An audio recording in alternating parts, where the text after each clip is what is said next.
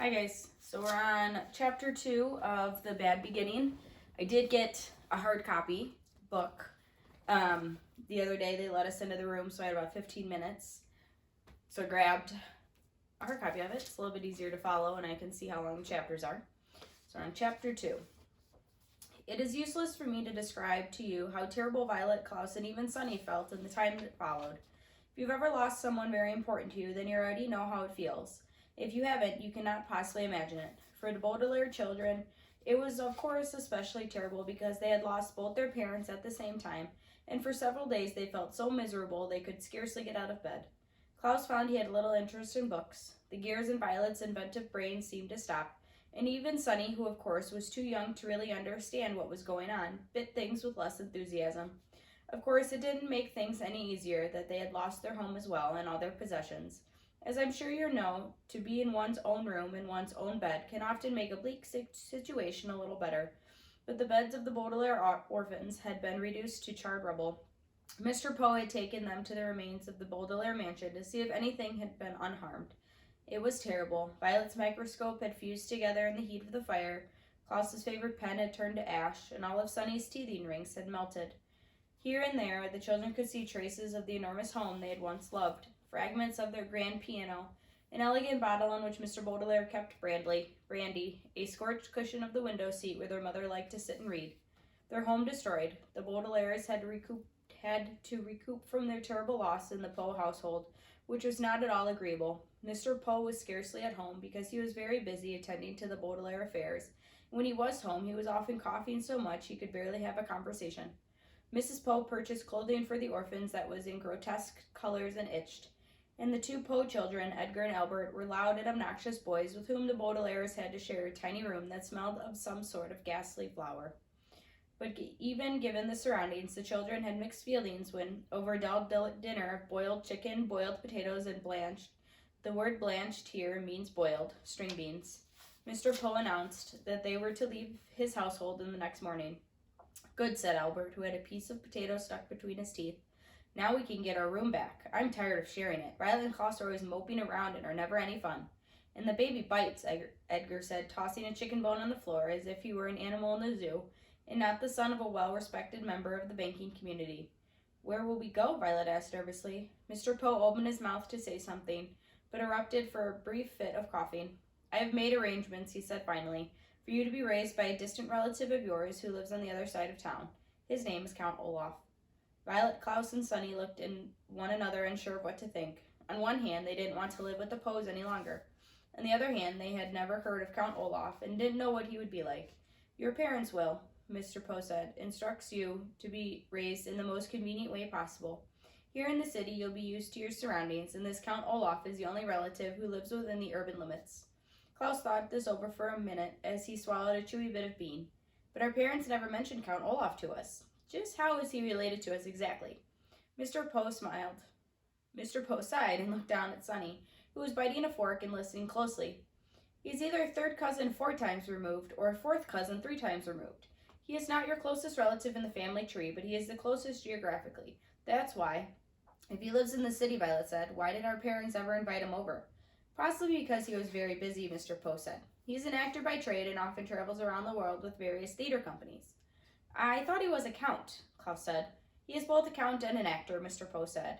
Now, I don't mean to cut our dinner short, but you children have to pack up your things, and I will return to the bank to do some more work. Like your new legal guardian, I am a very busy man myself. The 3 Baudelaire children had many more questions for Mr. Poe, but he had already stood up from the table with a slight wave of his hand departed from the room. They heard him coughing into his handkerchief, and then the front door creaked shut as he left the house. Well, Mr. Poe said, you 3 had better start packing. Edgar, Albert, please help me clear the table. The Baudelaire orphans went to the bedroom and glumly packed their few belongings. Klaus looked distastefully at each ugly shirt Mrs. Poe had bought for him as he folded them and put them into a small suitcase. Violet looked around the cramped, smelly room in which they had been living, and Sunny crawled around solemnly biting each of Edgar and Albert's shoes, leaving small teeth marks in each one so she would not be forgotten. From time to time, the Baudelaire children looked at one another, but with their future in such a mystery they could think of nothing to say.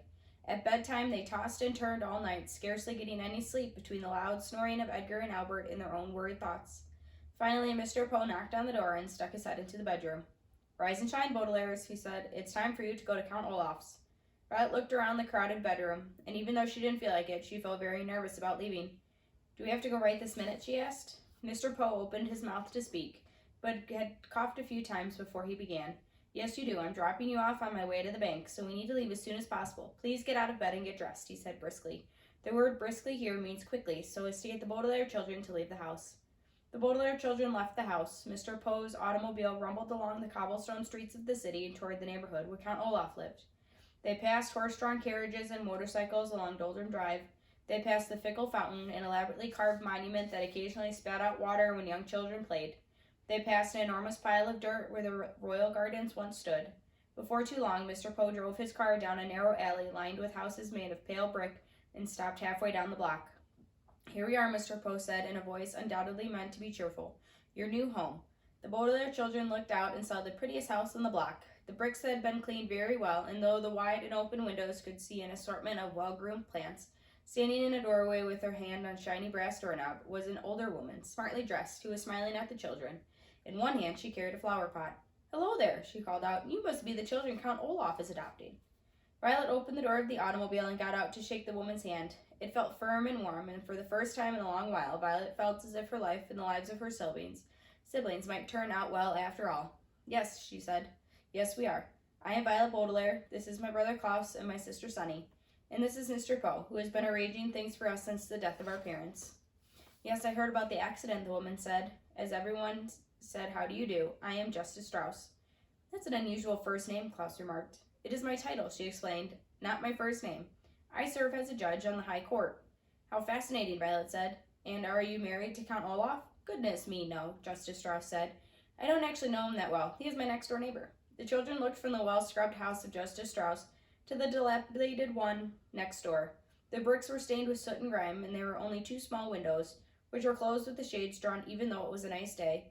Rising above the windows was a tall and dirty tower that tilted slightly to the left, and the front door needed to be repainted, and carved in the middle of it was an image of an eye. The entire building sagged to the side like a crooked tooth. Oh, said Sunny. Everyone knew what she meant. She meant, what a terrible place. I don't want to live there at all. Well, it was nice to meet you, Violet said to Justice Strauss. Yes, said Justice Strauss, gesturing to a flower pot. Perhaps one day you could come over and help me with my gardening. That would be very pleasant, Violet said. Very sadly. It would, of course, be very pleasant to help Justice Strauss with her gardening, but Violet could not help thinking that it would be far more pleasant to live in Justice Strauss's house instead of Count Olaf's. What kind of man, Violet wondered, would carve an image of an eye into his front door? Mr. Poe tipped his hat to Justice Strauss, who smiled at the children and disappeared into her lovely house. Klaus stepped forward and knocked on Count Olaf's door as his knuckles rapping to the right of the middle of the carved eye. There was a pause, and then the door creaked open, and the children saw Count Olaf for the first time.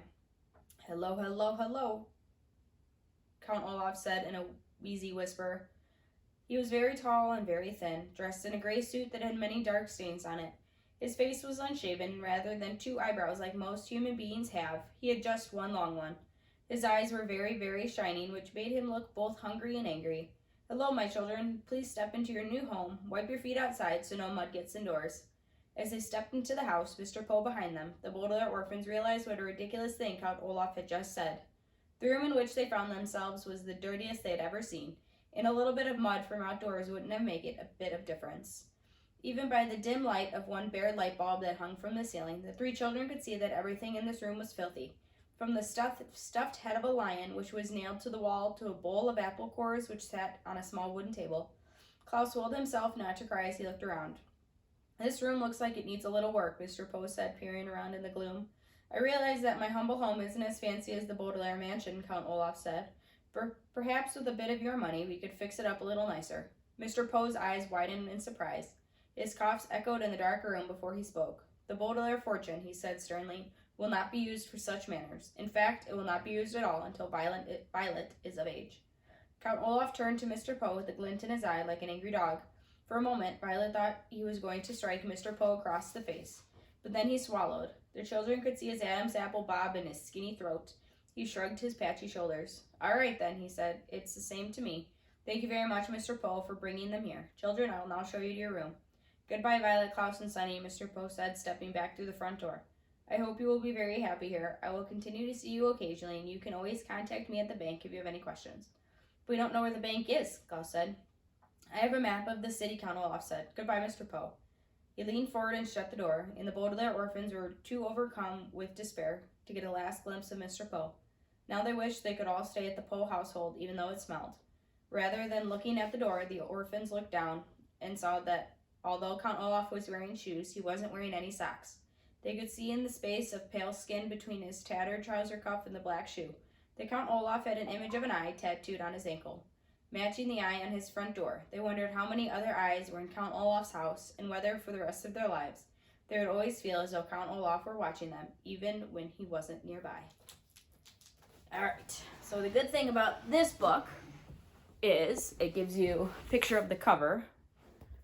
Hopefully you can see it because it's not on my watch anymore. We got Count Olaf, and then there are the Baudelaires. There you go. Now you can see it.